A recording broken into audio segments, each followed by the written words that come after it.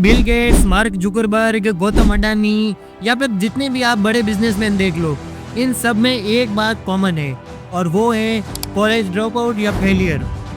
क्या ये सिर्फ इत्तेफाक है या फिर इन लोगों ने उस जाल को समय रहते पहचान लिया जिस जाल में आप और मैं अभी भी फंसे हुए हैं, जिसे हम एजुकेशन कहते हैं। सही मात्रा में वो एक एजुकेशन ट्रैप है जिसमें आपको काबिल बनाने के लिए नहीं बल्कि आपको गुलाम बनाने के लिए डिजाइन किया गया था। आज मैं आपको इतिहास के उन पन्नों में लेके जाऊंगा जहां इस बर्बादी की फैक्ट्री की शुरुआत हुई थी। क्या आपको याद है कि वो आखिरी बार कब था जिसमें आपने बिना कुछ डरे कुछ नया सीखा हो? शायद मैं कहूँ कभी नहीं, क्योंकि स्कूल के पहले दिन से ही हमारे दिमाग में एक ही बात डाली जाती है कि अच्छे नंबर लाओ नहीं तो आप पीछे रह जाओगे। 2024 और 25 के आंकड़े बताते हैं कि इंडिया में हर 45 मिनट में एक छात्र सुसाइड कर रहा है। आखिर क्यों? क्योंकि उसको अपन लोगों ने यकीन दिला दिया है कि उसकी पूरी जिंदगी की कीमत एक सिर्फ कागज के पन्ने पर है। चलिए थोड़ा बैक एंड से स्टोरी को समझते हैं। चलते थोड़ा समय के पीछे।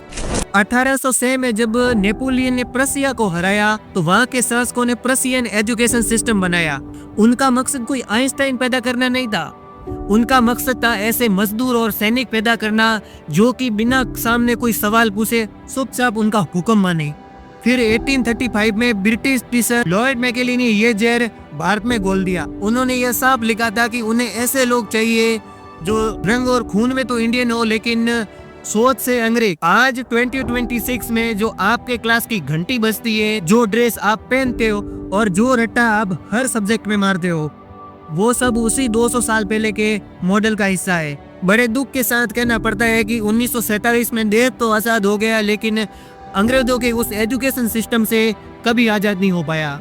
हम आज भी 2026 में उसी बाबू बनाने वाली मशीन को ढो रहे हैं। अब बात करते हैं आज की कड़वी हकीकत की। सरकार भारत को विश्व गुरु की बात करती, लेकिन बजट 2024 और 25 के बजट में शिक्षा पर खर्च जीडीपी का मात्र 2.9% रहा, जबकि शिक्षा प्रणाली में इसकी जरूरत 6 से 7% की है। CMIE 2024-25 की रिपोर्ट ये कहती है कि भारत में 25 साल से कम उम्र के ग्रेजुएट्स में बेरोजगारी दर 42% पार कर चुकी है। इसका मतलब ये है कि डिग्री मिलने के बावजूद भी हर दूसरा युवा खाली बैठा है।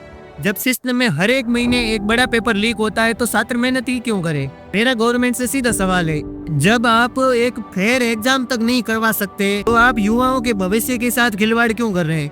ये सिर्फ एजुकेशन की नहीं, युवाओं के भविष्य की बलि है। लेकिन दोस्तों, ये सारा दोष सिस्टम के ऊपर भी नहीं थोप सकते। जरा आपने भी गिरेबान में झाँक कर तो देखिए।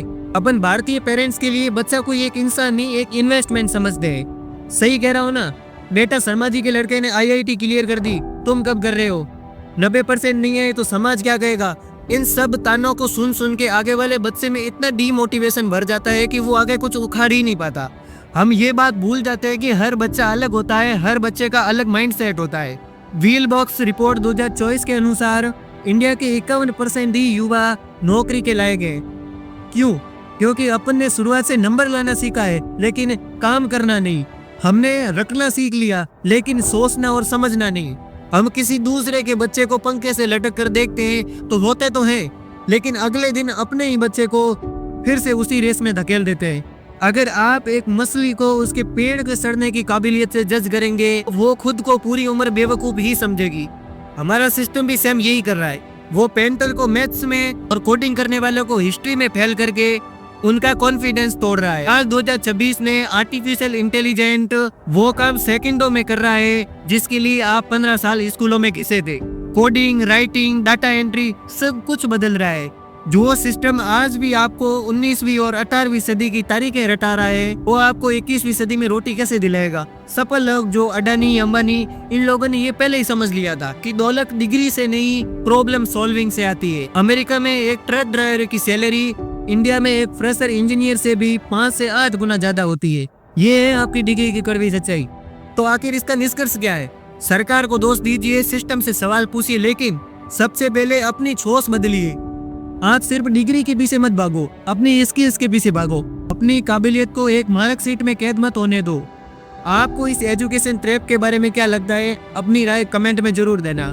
आपको भी लगता है कि ये वीडियो सच में आज के एजुकेशन को उजागर कर रहा है तो प्लीज इस वीडियो को ज्यादा से ज्यादा शेयर जरूर कीजिएगा। धन्यवाद। जय हिंद, जय भारत।